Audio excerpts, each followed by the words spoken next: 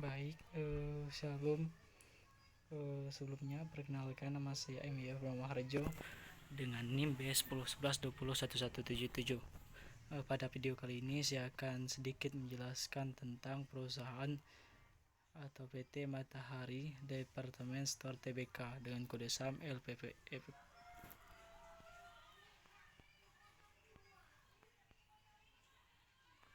Baik, yang pertama itu ada profil dan sejarah Matahari Department Store Tbk. Matahari Department Store Tbk LPPF didirikan pada tanggal 1 April 1982 dengan nama PT Stepness Utama International Leasing Group dan mulai beroperasi secara komersial pada tahun 1982.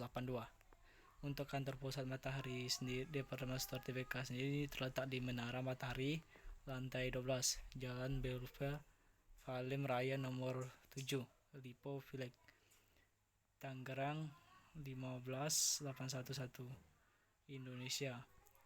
LPPF beberapa kali melakukan perubahan nama. Yang pertama itu dia menggunakan nama PT Stepness Utama International Leasing Group.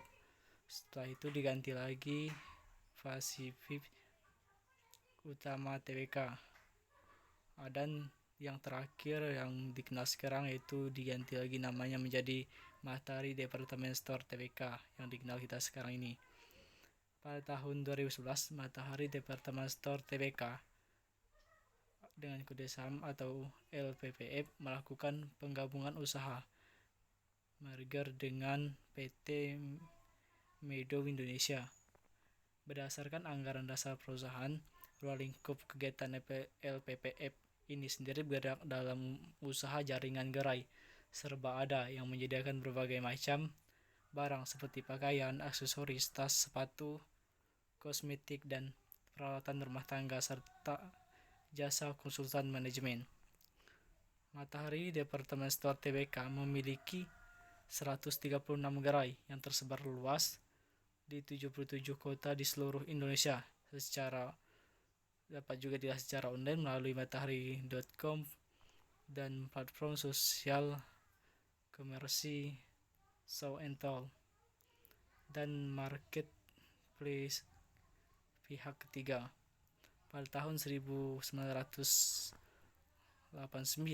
LPPF memperoleh pernyataan aktif dari Bapepam LK untuk melakukan penawaran umum perdana saham LPPF atau melakukan pertama kali atau juga disebut dengan IPO kepada masyarakat sebanyak 2.140.000 dengan nilai nominal Rp1.000 per saham dengan harga penawaran Rp7.900 per saham. Saham-saham tersebut dicatat pada Bursa Efek Indonesia atau BI pada tanggal 9 Oktober 1989. Berarti perusahaan Matahari Department Store Tbk ini melakukan IPO pada tanggal 9 Oktober 1989. Untuk jumlah saham yang beredar ini yaitu sebanyak 2,36 miliar lembar.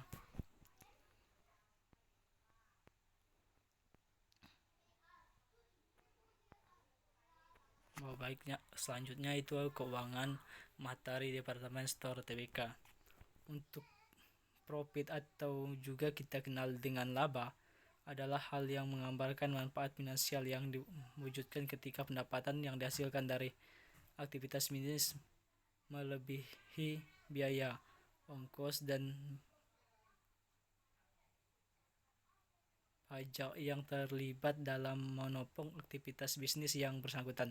Setiap keuntungan yang diperoleh disalurkan kembali ke pemilik bisnis yang memiliki untuk mengantongi uang tunai atau investasikan kembali ke bisnis. Keuntungan dihitung sebagai pendapat total dikurangi biaya total.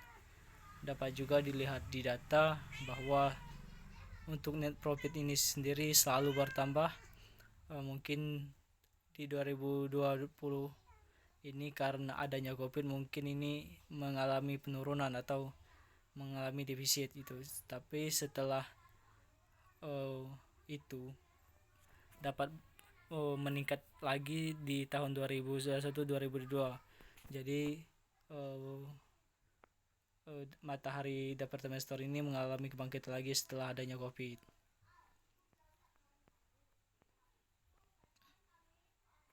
Selanjutnya ada perkembangan saham.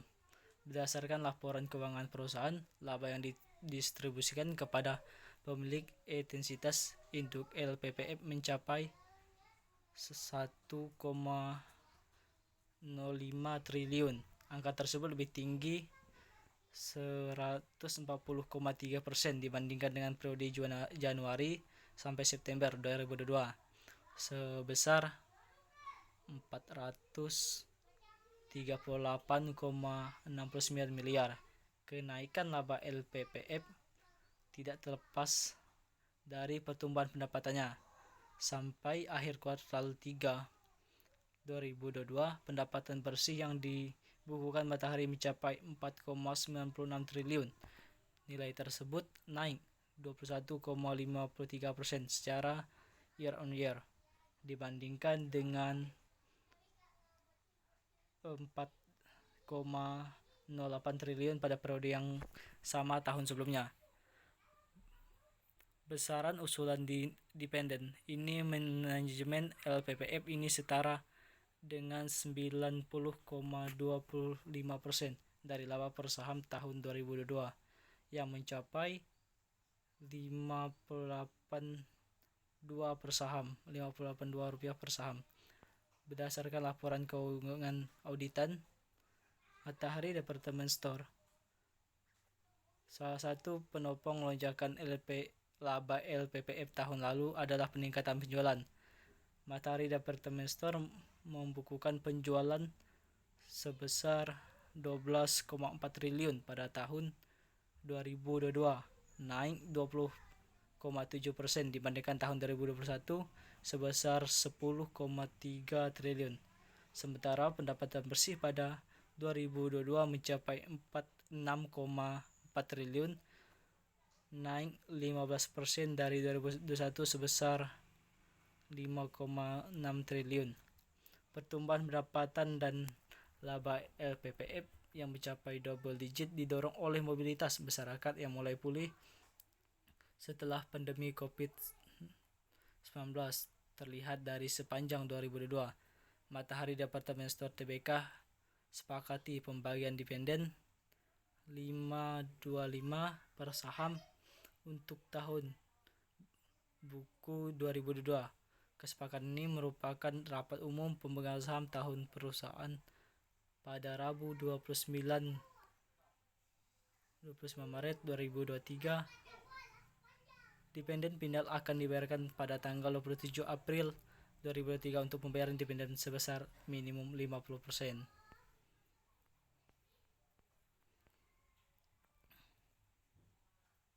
Selanjutnya pemegang saham Matahari Department Store Tbk. Dapat lihat data untuk jumlah nama, jumlah dan presentasinya. Untuk PT Multipolar Tbk itu jumlah 29.992 rupiah. Aurik Digital Retail Pte Ltd 879.846.896 rupiah.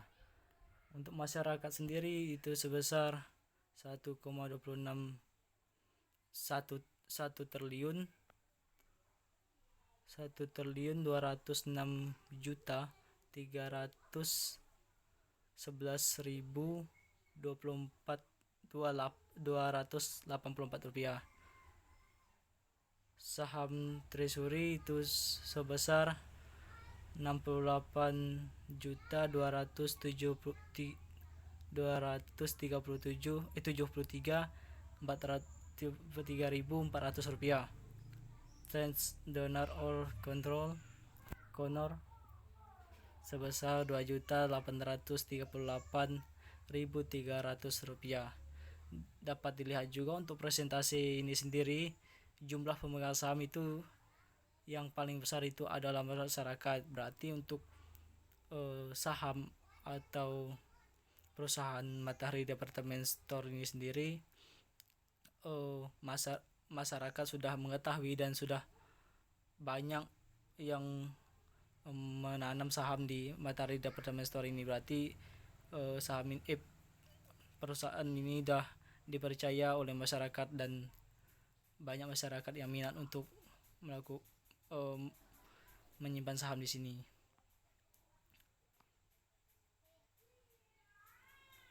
Oke, untuk selanjutnya itu ada grafik Matahari Department Store Tbk. Baik, untuk grafik ini sendiri 10 tahun ke belakang ini dari 2010 sampai 2020 dapat kita lihat juga untuk grafik ini sendiri, Matahari Department Store Tbk ini selalu mengalami kenaikan. Mungkin kadang naik, ada kadang turun, tapi dominannya semakin naik untuk Department Store sendiri. Tapi mungkin karena adanya COVID kemarin di tahun 2020, grafiknya ini menjadi turun gitu. Kemungkinan karena dampak COVID ini sangat berpengaruh lah kepada perusahaan Matahari Department Store Tbk ini. Tapi setelah tahun berikutnya atau setelah adanya COVID, Matahari Department Store Tbk ini sendiri dapat mengalami pertumbuhan atau juga mengalami perkembangan, sehingga untuk grafiknya sendiri dapat semakin naik. Mungkin dari Matahari Department Store ini sudah hampir kembali pulih meskipun tidak terlalu maksimal. Untuk prediksi kedepannya ini mungkin dari grafik ini atau dari pertumbuhan Matahari Department Store ini sendiri kemungkinan akan terus berkembang, karena juga mengingat dari masyarakat yang 50% lebih yang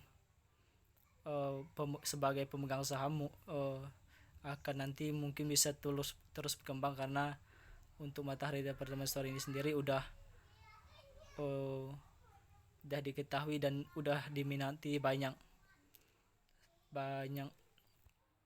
masyarakat gitu. Jadi kemungkinan untuk grafik ini kedepannya akan terus naik, dan juga ini dapat dilihat juga bahwa rencana ini sendiri, rencana Matahari Department Store ini akan melakukan buyback, sehingga mungkin kedepannya Matahari Department Store akan semakin lebih baik. Mungkin penyampaian untuk perusahaan atau PT Matahari Department Store Tbk mungkin cukup sekian. Mungkin semoga untuk teman-teman semuanya atau kawan-kawan semuanya dapat menyimak dengan baik dan dapat memahami dari penyampaian ini. Mungkin dari saya cukup sekian. Saya ucapkan terima kasih dan salam sejahtera bagi kita semua. Terima kasih.